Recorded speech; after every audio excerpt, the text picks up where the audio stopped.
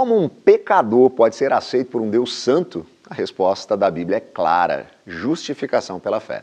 Hoje, no programa Verdade e Vida, o reverendo Hernandes Dias Lopes traz uma mensagem sobre a graça que nos declara justos diante de Deus. Fique com a gente.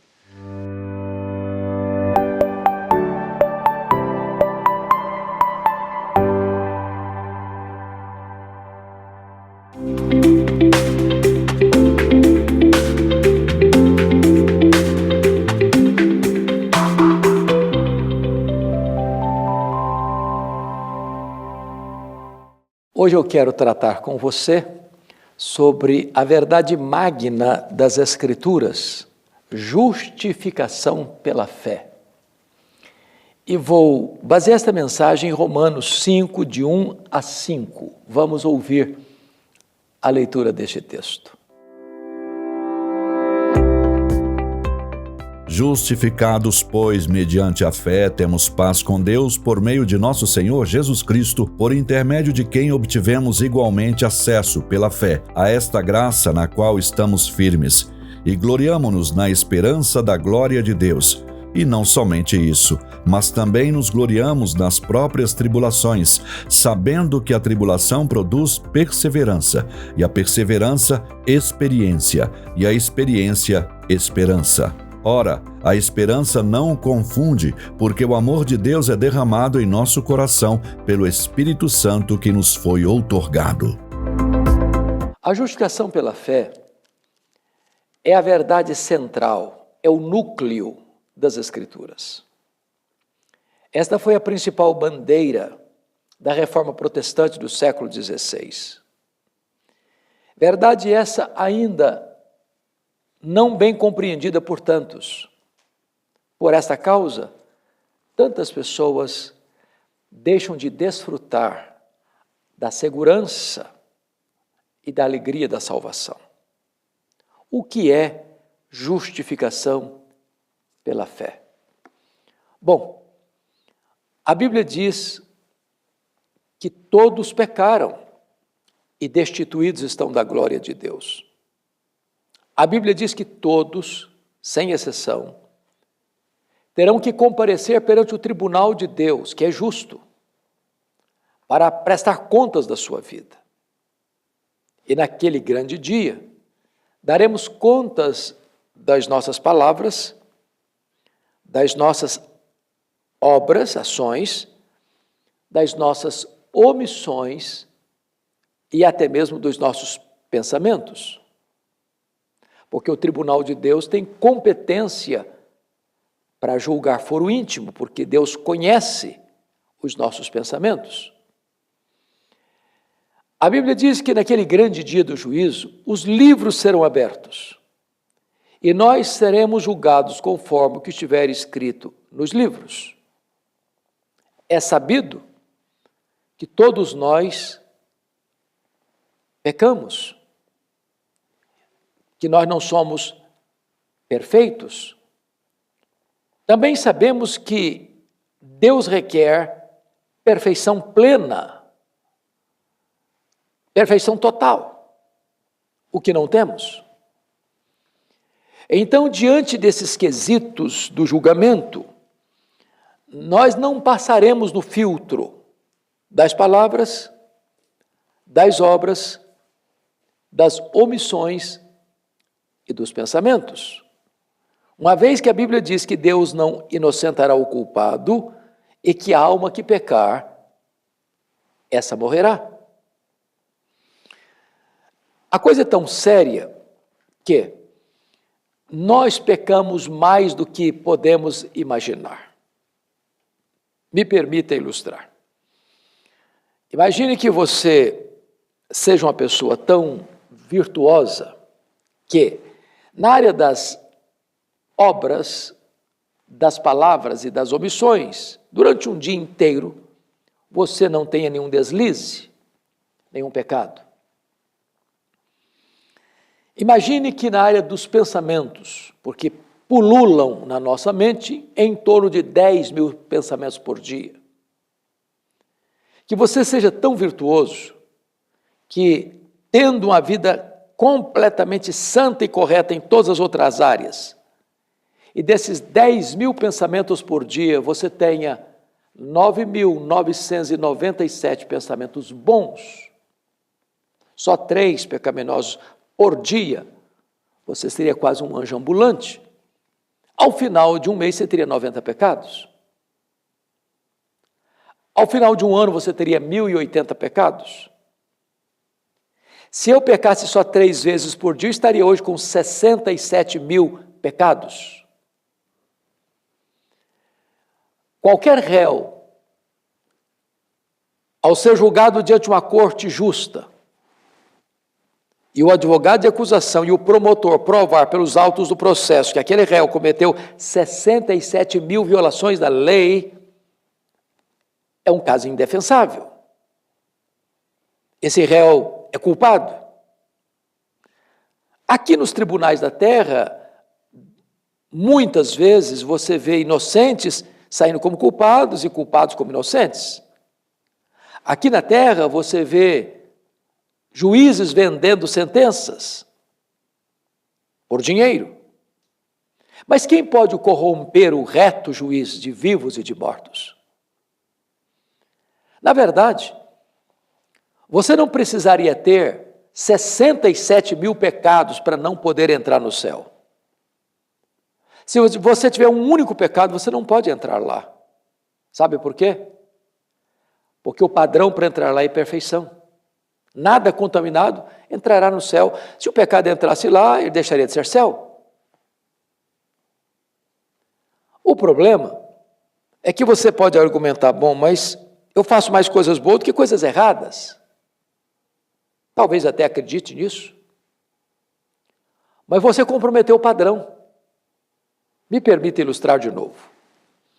Imagine que você vai fazer um omelete na sua casa para toda a sua família. E você pega 10 ovos e quebra todos eles dentro de uma grande frigideira. Do 1º ao 9º, a gema estava boa, vermelha, bonita, saudável. A hora que você quebrou o 10º ovo, ele estava podre e caiu lá no meio. Quanto do omelete você estragou? Claro, todo ele. Por quê? Porque o padrão é perfeição. A Bíblia diz que se você guardar toda a lei e tropeçar num único mandamento, você é culpado da lei inteira. Por quê? Porque o padrão de Deus é a perfeição. E eu não sou perfeito. Você não é perfeito. Então todos pecaram e destituídos estão da glória de Deus. Então você pode argumentar, bom, mas se é desse jeito, não tem esperança para mim. E se você pensou isso, parabéns, é isso mesmo. Não há mínima chance nem de você, nem eu, nem nós, salvarmos-nos a nós mesmos. Mas aquilo que você não pode fazer, Deus fez por você. Deus enviou seu Filho, seu único Filho, Jesus Cristo, como seu representante, como seu fiador, como seu substituto. E a Bíblia diz que Jesus Cristo foi para a cruz, levando sobre o seu corpo no madeiro os seus pecados. A Bíblia diz que Deus lançou sobre ele, Jesus, a iniquidade de todos nós. A Bíblia diz que ele, sendo santo, foi feito pecado por amor de nós. Sendo bendito, foi feito maldição por nós. Naquele momento não havia beleza nele, o sol escondeu o rosto dele, o próprio Pai o desamparou na cruz. Agradou ao Pai moê-lo naquela cruz.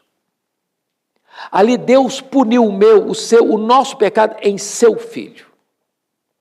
E ele morreu pelos nossos pecados segundo as Escrituras. E quando ele morreu naquela cruz, ele deu um brado. Está consumado.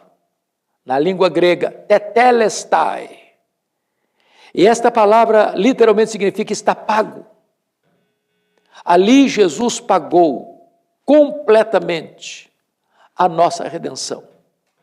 O escrito de dívida que era contra nós, ele rasgou, anulou, encravou na cruz.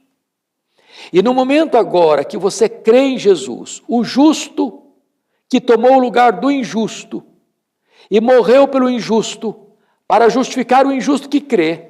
No momento que você crê em Jesus, você é declarado justo diante do tribunal de Deus. Esta é uma declaração jurídica, forense, legal. Justificação não é feito dentro de você, fora de você. Justificação não é um processo, é um ato. Justificação não tem graus, como a santificação o tem. A pessoa que acabou de crer em Jesus está tão justificada quanto aquela que nasceu num berço cristão e confessou Jesus lá na sua infância. Se você crer no Senhor Jesus, você é declarado justo diante do tribunal de Deus. Sua dívida está cancelada porque foi paga, não com ouro, não com prata, mas com o sangue de Jesus. Mas a justificação é mais do que perdão. No perdão você não tem mais dívida, mas na justificação, Deus vai lá na sua conta, no tribunal do céu, e além de você não ter mais dívida, não ter mais débito, Deus faz um depósito de valor infinito na sua conta. Toda a justiça de Cristo está na sua conta. Aquele que não conheceu o pecado, ele foi feito pecado por nós, para que nele nós fôssemos feitos justiça de Deus. É por isso que Paulo diz, justificados, pois, mediante a fé temos paz com Deus. Justificação é este ato legal, que você recebe esta verdade pela fé. E quando você crê no Senhor Jesus e é declarado justo, a sua relação com Deus é restaurada. Você é reconciliado com Deus.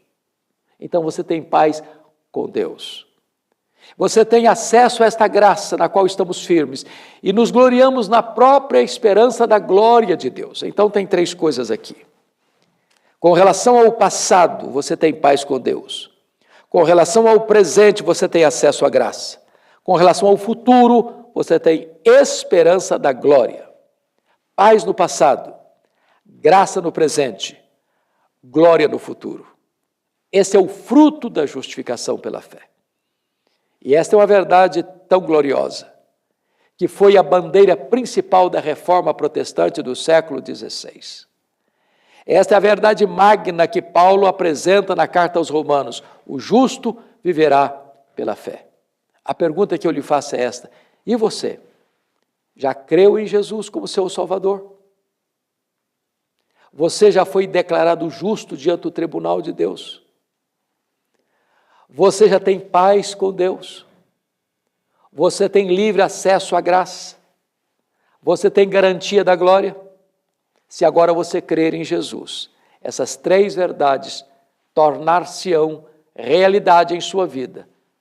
Paz no passado, graça no presente, glória no futuro. Eu vou orar com você. Deus, eu te peço que tu ilumines a mente de todas as pessoas que nos ouviram e que tu apliques pela obra e poder do Espírito Santo esta mensagem ao coração de todas elas, para que haja salvação, para que haja segurança, para que haja grande alegria da salvação em Jesus. Oramos assim, neste nome que é sobre todo nome, o nome de Jesus.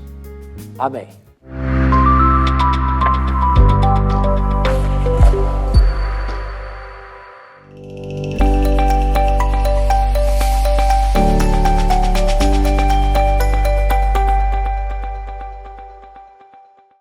Somos justificados não por méritos, mas pela fé em Cristo. Essa é a essência do Evangelho que anunciamos.